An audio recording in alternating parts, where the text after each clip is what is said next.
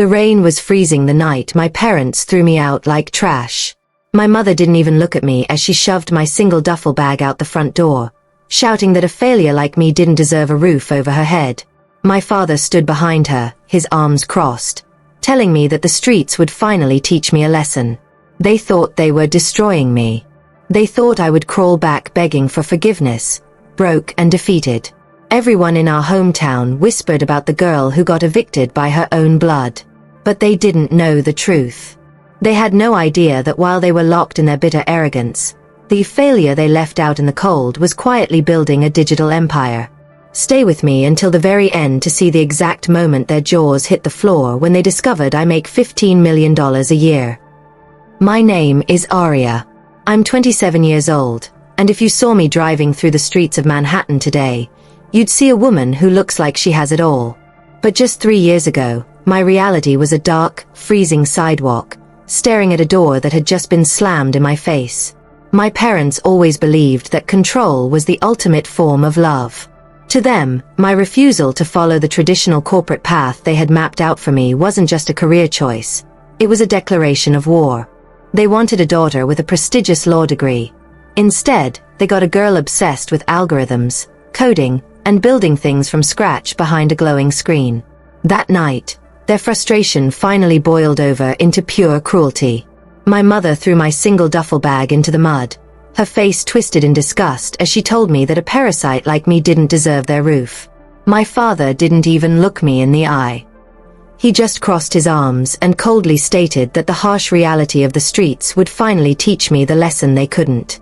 They truly believed they were breaking me, forcing me into a corner where I'd have to crawl back on my knees, crying and defeated, admitting they were right. As I stood there shivering, watching the porch light click off, the silence of the neighborhood felt heavy with their judgment. They thought they were sending me to my ruin.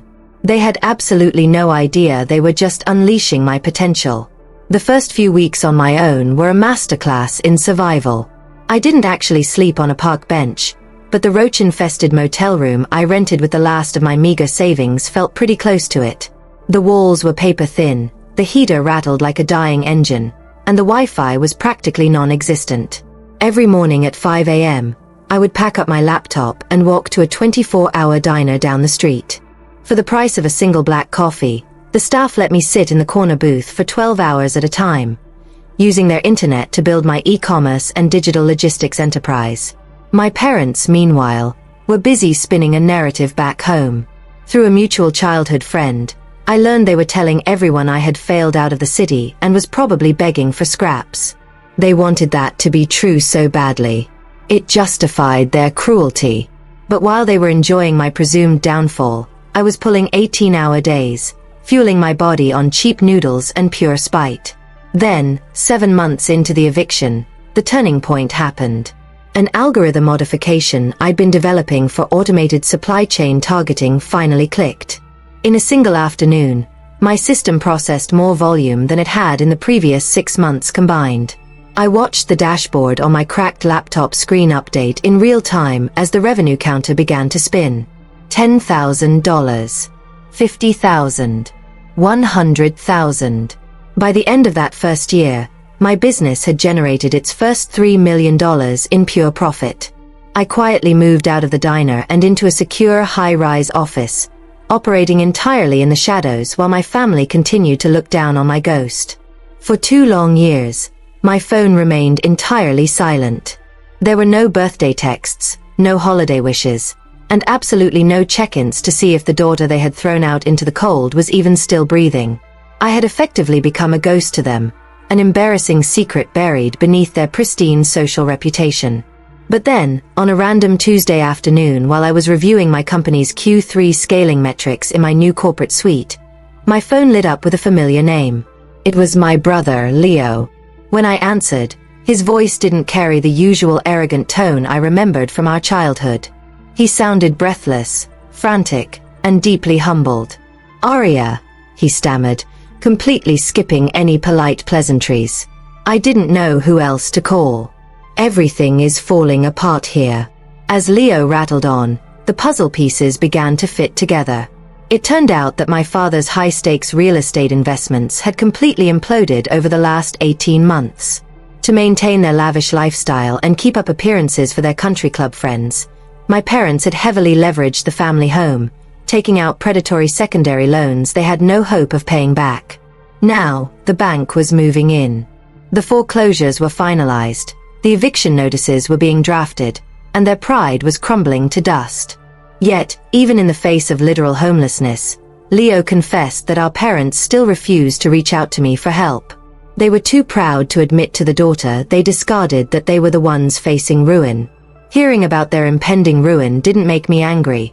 It gave me perfect, calculated clarity. I realized that this was the ultimate opportunity to take complete control of the narrative. I didn't want to just bail them out like a naive, desperate daughter seeking their approval. No, I wanted them to understand the exact weight of the choices they had made. The very next morning, I instructed my corporate legal team to contact the primary bank holding my parents' massive, toxic debt. Using a discreet shell company I'd established for my venture acquisitions, I quietly bought up their entire defaulted mortgage and every single outstanding secondary loan they owed. Within 48 hours, I wasn't just their estranged daughter anymore. I was officially their undisclosed creditor, their corporate landlord, and the sole owner of the very roof over their heads. They had absolutely no idea that the bank letters arriving in their mailbox, demanding an immediate resolution to their debt, were actually coming directly from my desk. Now, I want to pause for a second and ask you, the viewer sitting at home. If your parents threw you out into the streets, left you to freeze, and then fell into financial ruin years later, what would you do? Would you swallow your pride and save them immediately, or would you let them taste a bit of their own medicine? Let me know your honest thoughts in the comments right now, because what I did next completely changed the game. While you're typing your answer, let me tell you about the trap I set for them. Once the legal paperwork was finalized, it was time to pull the strings. I had my legal team issue a formal mandatory summons to my parents and Leo, requiring them to attend an urgent meeting at the primary corporate headquarters of my acquisition firm in downtown Manhattan. The notice was written in cold, intimidating legal prose, making it perfectly clear that this meeting was their absolute last chance to negotiate the terms of their stay before an immediate, unconditional foreclosure eviction took place. They had no choice but to comply. On the day of the meeting, I stood looking through the one-way frosted glass doors of our executive boardroom, watching them walk in. Even on the brink of total financial collapse, my parents were still trying to play the part of high society elite. My mother wore her favorite designer coat, though her hands were visibly shaking as she clutched her handbag. My father adjusted his tie with that same rigid, patronizing arrogance I had grown to despise as a child, trying desperately to project an air of command to hide his terror. Leo just slinked in behind them, looking completely defeated. They sat down at the heavy mahogany conference table, murmuring nervously to each other about who this mysterious, ruthless new owner could possibly be. They truly believed they were about to face a cold, faceless corporate billionaire who had bought their lives out from under them for a quick profit. They sat there clad in their remaining pride, completely unaware that the person holding their entire future in her hands was currently standing right behind them, smiling in the shadows. The heavy silence in the room broke the moment I walked in and sat down at the head of the table. My parents looked up, and for a few agonizing seconds, there was absolute, stunned silence. Then, my mother's mouth fell open, and the color completely drained from my father's face.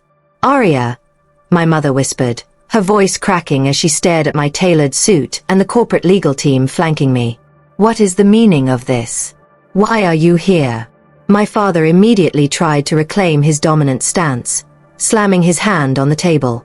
"If this is some kind of sick joke to mock our misfortune, Aria, I suggest you leave. We are here to meet the owner of the acquisition firm." I didn't flinch. I just smiled calmly, opened the thick manila folder in front of me, and slid the finalized debt purchase contracts across the polished wood. "You are looking at the owner," I said, my voice cutting through the room like ice. My father grabbed the papers, his eyes darting frantically across the legal lines until they landed on my signature at the bottom. He gasped, dropping the documents as if they had burned him. "This is impossible," he stammered, his arrogant facade completely shattering. You were supposed to be on the streets. You're a failure. I leaned forward, looking them both dead in the eye. While you were waiting for the streets to break me, I was building an international logistics empire. I don't just own your house, Dad. My company pulls in a staggering $15 million a year. My mother immediately burst into synthetic tears, reaching across the table to grab my hand. Oh, Arya, we always knew you were capable of greatness. We only threw you out to motivate you, to give you that extra push. I pulled my hand away, disgusted by their sudden, desperate pivot.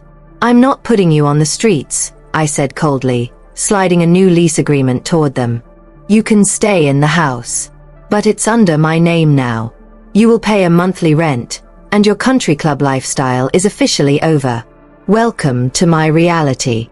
They signed the papers in absolute humiliation, realizing they were now entirely dependent on the daughter they had discarded like trash. Now, I'm curious about you who listened to my story. Comment below with the city you're watching from so I can see how far my empire has reached.